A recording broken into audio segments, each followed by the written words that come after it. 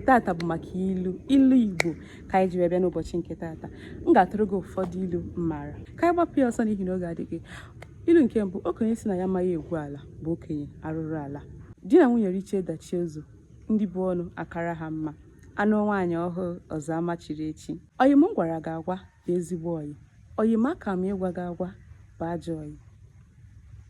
Ote nkwụ anaghị ekwucha ihe ọ fụrụ n'elu nkwụ. Anaghị ezo ezo agakwuru nwaanyị di ya nwụrụ. Enwe a na-amaka bụ na osisi dịdebere nso. Aka aja aja na-ebute ọnụ mmanụ mmanụ. Akwụnye anụ n'ọkụ, nwaanyị agọzi ezighi ya ezi. Ọ bụkwa maka ọmalịcha. Ofeke mụta ịta atụ, osisi dị n'ọfịa agwụ. Onye nna ya dara ibi, ihe ukwu anaghị atụ ya egwu. Ọnụ mpịa gbaa ngọ, nkịta achara aba.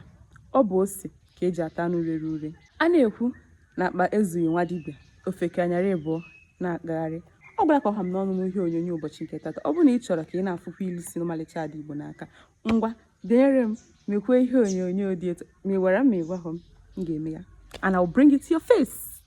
Ka emesịa.